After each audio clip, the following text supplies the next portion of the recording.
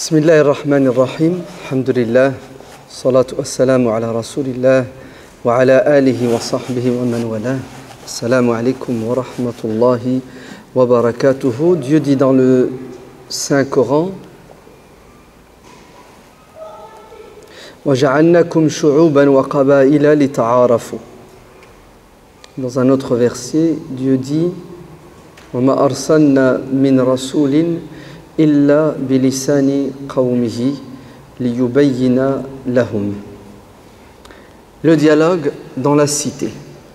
Si vous analysez le Coran, vous allez remarquer que le verbe qui revient le plus souvent dans le Coran, le verbe le plus utilisé à tous les temps, c'est le verbe qala yaqulu qawlan, dire.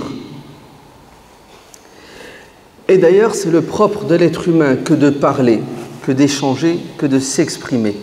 Ar-Rahman, allama al-Qur'an, khalaqa al-insan, allamahu al-bayan. Oui, la parole, ce don que nous avons, nous, les humains, d'exprimer nos pensées à travers le langage, est un signe parmi les nombreux signes de Dieu dont nous devons faire bon usage. Car Dieu nous a donné ce don, le don de la parole, pour échanger. Et on sera questionné. Dieu nous questionnera au sujet de quoi? De tout ce qu'il nous a offert comme cadeau. Et il nous a donné un très beau cadeau qui s'appelle la parole, un don qui n'a pas de prix, qui n'a pas de valeur. C'est pour cela Dieu a envoyé tous les prophètes pour qu'ils engagent avec leurs peuples respectifs le dialogue. Les prophètes ont été, durant toute leur vie, des gens qui s'adressaient à leur peuple, aux autres. Pourquoi? Pour transmettre leur message, mais pour transmettre des valeurs humaines afin que les êtres humains puissent vivre ensemble dans la convivialité. L'être humain par nature a peur de ce qu'il ignore. Quelqu'un que vous ne connaissez pas, il faut le regarder de loin et vous prenez vos distances avec lui parce que vous ignorez tout de lui. Il suffit de vous rapprocher de lui, d'entamer un dialogue avec lui. Pourquoi? Pour que ce mur de suspicion, de crainte, de peur fonde au soleil de la chaleur du dialogue.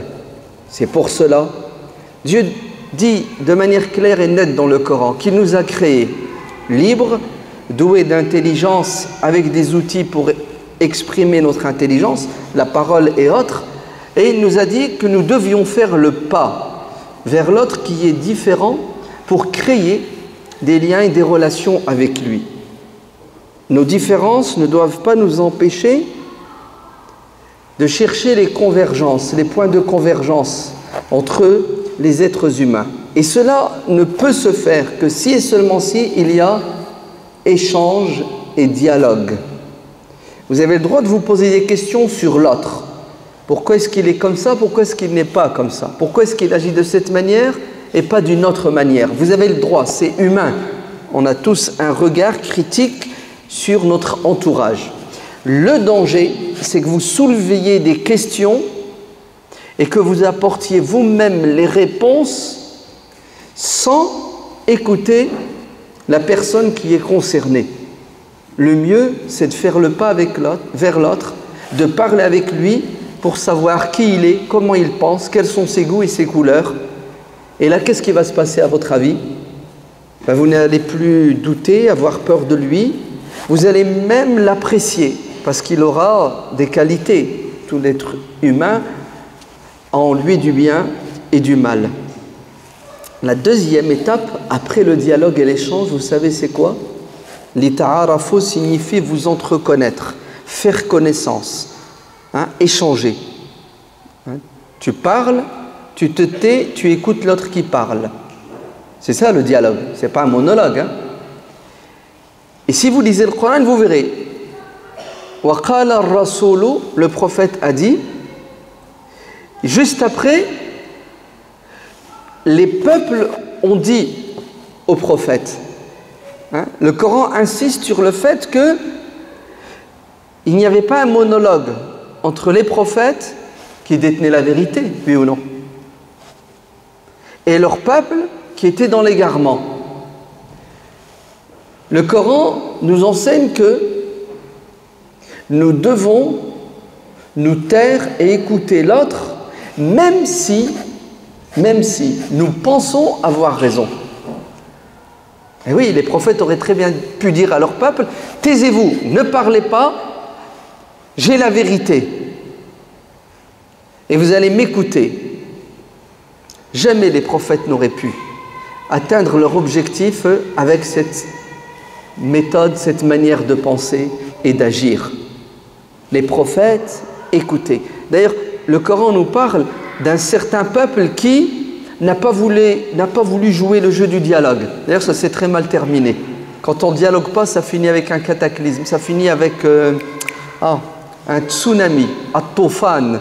C'est ça? Qu'est-ce que faisait le peuple de Noé? Quand Noé voulait leur parler, Istarshauti Abahum, c'est ça, ils mettaient des casques. Hein? Ils mettaient leurs doigts dans les oreilles. Ja'alu asabi'ahum fi. Normalement, quand vous ne voulez pas écouter quelqu'un, vous mettez un seul doigt, c'est ça? Hein, vous bouchez les oreilles. Au moins, ils mettaient les 5 doigts. Hein, c'est pour vous montrer à quel point ils étaient hermétiques à toute forme de dialogue. Il est hors de question que je t'écoute parce que ton existence est pour moi insupportable. Ça s'appelle du terrorisme, ça s'appelle du fanatisme, ça s'appelle de l'intolérance. Alors que Nuh, alayhi salam, qu'est-ce qu'il a fait? Il a tout essayé pour créer le dialogue avec son peuple. Il parlait avec eux le jour, il parlait même la nuit avec eux. Il parlait en public, il parlait en privé.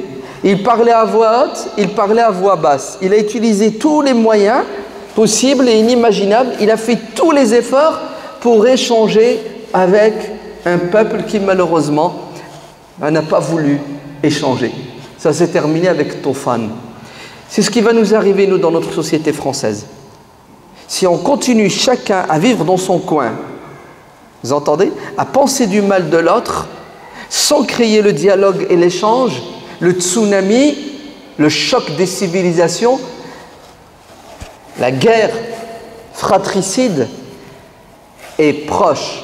D'ailleurs, il y en a qui allument le feu, hein. Vous êtes bien d'accord, de la guerre. Kullama awqadu naran lil harbi. Il y en a, leur métier, on dirait qu'ils sont payés, oui, par le diable. Pourquoi? Pour qu'il n'y ait pas d'échange et de dialogue entre les différentes composantes de la communauté française, en prétextant au peuple français que, attention, ils sont dangereux, ne vous approchez surtout pas d'eux, ne discutez pas avec eux, ne dialoguez pas avec eux, ils vont vous manger, ce sont des monstres. Des islamistes, intégristes, fondamentalistes, terroristes, djihadistes. Vous connaissez la liste des istes. Et c'est quoi l'objectif? Vous savez c'est quoi? C'est de pousser le musulman à se taire, à ne plus échanger avec l'autre, parce que il a peur de l'autre et il tombe dans la parano. Tout le monde me déteste, c'est ça? Tout le monde veut ma peau. Tout le monde me combat. Hein? Ils ne nous aiment pas. Ils ne veulent pas de nous. Quant à l'autre, ouais, on lui a mis dans la tête que, oh là là, ils sont dangereux, ils sont musulmans, une religion bizarre, ouais, ils tuent les gens, ils tuent la femme. Hein? On crée quoi? On crée dans le conscient et l'inconscient des gens la peur de l'autre. On entretient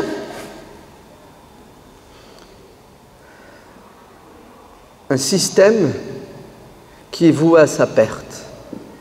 On se côtoie sans échanger.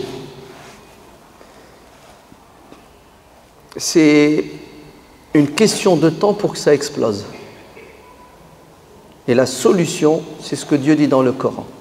وَجَعَلْنَكُمْ شُعُوبًا وَقَبَائِلَ. On est différents. Ouais, c'est un fait, c'est une réalité. Et vive la liberté, chacun est libre de croire, de penser, d'agir comme bon lui semble, n'est-ce pas?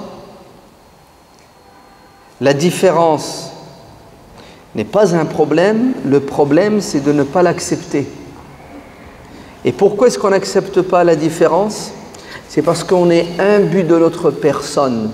On est vaniteux et orgueilleux en croyant et en pensant que nous détenons la vérité absolue et que les autres se trompent et ont tort toujours. Alors qu'il suffit de mettre de l'eau dans son thé, de s'asseoir et de dialoguer avec l'autre pour découvrir que tout le monde a du charme. Tout le monde est capable de penser et de faire le bien. Et qu'est-ce qui va se passer une fois qu'on aura créé le dialogue et qu'on l'entretiendra avec l'échange? On va réaliser le deuxième volet du verset. Les ta'arafo, dialoguer pour vous connaître, pour vous apprécier. Deuxième étape, vous allez vous faire mutuellement le bien. Al-urf, le ma'rouf. Al-ta'aruf veut dire s'entreconnaître, mais ça veut dire aussi se faire le bien mutuellement. Quand vous rapprochez de quelqu'un, automatiquement vous tissez des liens avec la personne, des liens de respect, mais aussi à un moment donné des liens d'amitié. Ouais. Il y a des sentiments qui naissent. Tu apprécies la personne, tu l'aimes bien. Elle souffre, tu ressens quelque chose parce que elle est plus proche de toi qu'avant. Automatiquement, si tu es normalement constitué et tu es animé par une bonne philosophie, non d'une religion, qu'est-ce que tu vas faire? Tu vas lui tendre la main. Tu vas lui faire du bien. Tu ne penseras même plus du mal de lui ni à lui faire du mal. Et c'est ça l'objectif du dialogue, comme le dit le Coran. Vivre ensemble dans le respect mutuel et l'entraide. Nous devons nous entraider pour développer deux choses. Entre nous musulmans, pour être encore plus musulmans. Et entre nous musulmans et non musulmans, pour faire le bien. Al-bir. C'est clair? Pas d'objection? Maintenant, on va passer à quoi? À l'action. Ah oui, parce que le Coran, le verbe qui revient le plus, c'est lequel? C'est le verbe dire, échanger. Et le deuxième verbe qui vient juste après, qui revient le plus, c'est lequel? C'est agir, amila. Donc après l'action, après l'échange, la discussion, on passe à l'action. Sinon, ça ne sert à rien. Tu parles. Tu sais, si j'ai faim, tu ne me donnes pas à manger, tes beaux discours, je les aime bien, mais il y a des limites. Donc il faut passer à quoi? À l'action.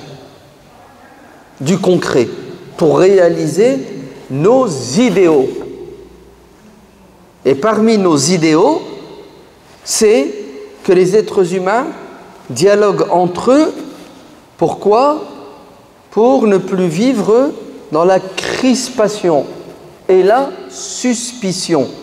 C'est clair? Juste un exemple, une action, une proposition. Pas très compliqué, mais normalement, ça devrait être accepté par tout le monde. Vendredi prochain, nous serons le 29 mai 2015, n'est-ce pas? C'est ça? Sachez qu'en France, vendredi 29 mai 2015, ça s'appelle la fête des voisins. Eh oui. On a la fête de la musique le 21 juin, c'est ça? La fête des pères, la fête des mères, des grands-mères, la Saint-Valentin, c'est ça? Pourquoi elle vous fait rire la Saint-Valentin? L'amour, c'est pas beau? C'est pas bien? Dès que tu dis Saint-Valentin, les musulmans, ils rigolent. Vous devriez être des Valentins tous les jours. Exprimer l'amour à votre épouse et tout faire pour gagner son cœur. D'accord? Bid'a. Tu proposes quoi en échange de la bid'a, de la fête des voisins, la fête des mères? Tu proposes quoi? Tout ce que tu sais, c'est condamner et détruire. Vas-y, propose et construis. La fête des voisins, c'est vendredi prochain. N'est-ce pas une occasion en or pour créer le dialogue dans la cité? Hayya, bismillah. On va passer à l'action. Vous rentrez tout à l'heure chez vous, c'est ça. Vous frappez à la porte de votre voisin, quel que soit le voisin, le proche, le lointain, en fonction de vos capacités, de vos moyens, de vos affinités. Et puis vous lui dites, vendredi, tu viens chez moi, je t'invite, c'est la fête des voisins, on va prendre un thé ensemble, un café ensemble, c'est ça? Bon, n'oubliez pas les cornes de gazelle, le khobz, le tagine. Vous savez faire quand même. Hein. L'hospitalité, la générosité, je crois que c'est dans le sang des musulmans, non? Objection? Levez la main. Non, ça se perd, hein. C'est une catastrophe. Hein. Encore nos parents, c'était un instinct. Il y a quelqu'un qui rentre, il ne lui pose pas de questions. Tu veux boire quoi? Ouais. À peine tu es assis, boum, ça tombe du ciel. La table est servie. Aujourd'hui, tu rentres, tu veux boire quoi? Tu es tellement gêné, tu lui dis rien du tout. Tu crèves de soif, hein? Je veux rien. Ah oui, ça se fait pas. Ibrahim alayhi salam, quand les invités sont entrés, il les a mis dans le salon, asseyez-vous sur mes sdarés. J'arrive, il est parti, il a égorgé un veau, il a dit à sa femme, vas-y, prépare. Et il leur a posé à manger. Il ne les a même pas questionnés. Vous avez faim, vous avez mangé, vous voulez manger quoi? Vous entendez le... Ça doit être spontané. Spontané, vous entendez? Un réflexe. D'ailleurs, le prophète, sallallahu alayhi wa sallam, dit celui qui croit en Dieu et au jour dernier, qu'il prenne soin et qu'il accueille son invité comme il se doit. C'est ça? Non, il faut que je dise en arabe pour que ça passe mieux. Ouais. Man kana yu'minu billahi wal yawmil akhir falyukrim dayfahu. C'est ça. Donc, l'hospitalité, c'est une expression de la foi. Ouais. La aqida. Vous dites quelque chose de la aqida? La aqida, ce n'est pas de la philosophie théologique. La aqida, c'est tais-toi et invite ton voisin et accueille-le comme il se doit parce que tu crois fondamentalement que ce geste plaît à Dieu et que la récompense, tu l'auras dans l'au-delà. Vous me suivez? Le prophète sallallahu alayhi wa sallam dit dans le hadith qui est dans le Jami' al-Saghir de Suyuti, Al-Albani passe derrière et dit les sahih, la khayra fi man la yudayyif. Point de bien en celui qui n'invite pas. Point de bien en celui qui n'est pas hospitalier. Point de bien en celui qui est radin. Ah ouais, t'es radin. Ouais. T'invites personne, tu donnes à manger à personne, t'es un radin. Ouais. Et vous n'avez pas remarqué, subhanallah, les gens, ils aiment bien recevoir des invitations. Tu l'invites, je viens. Le contraire, c'est bizarre, hein? On aime bien être la main qui reçoit. On n'aime pas se transformer en main qui donne. Pourquoi? Parce que il y a de l'égoïsme en nous. Vous entendez? Comment voulez-vous qu'il y ait du dialogue dans notre cité? On se croise, c'est à peine si on se dit bonjour. C'est ça? Oui. Le dialogue dans la cité passe, entre autres, par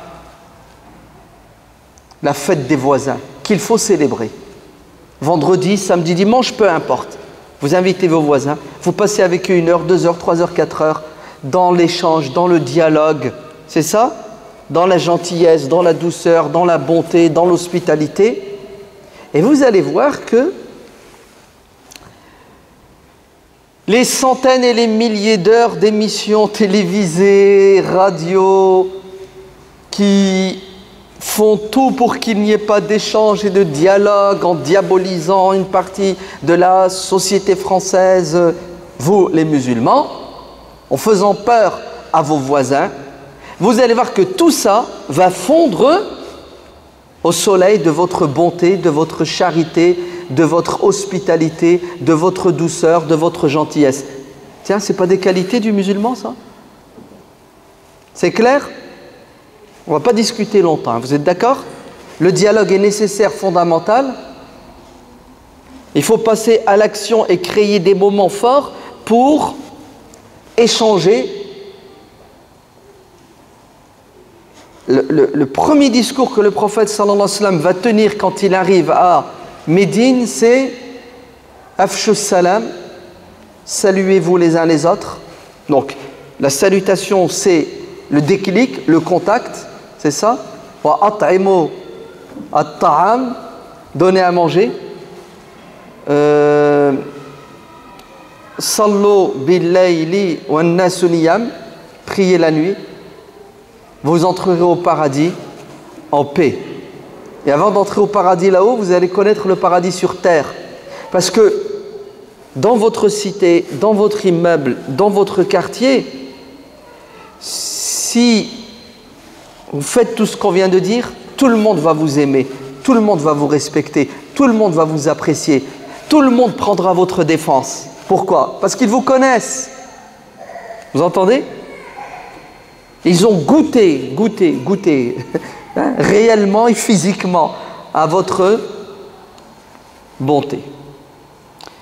Sur ce, je vous laisse, que Dieu vous bénisse. Je vous souhaite une bonne fin d'après-midi. Et n'oubliez pas vendredi, Inch'Allah, pour la fête des voisins. Wassalamu alaikum wa rahmatullahi wa barakatuh.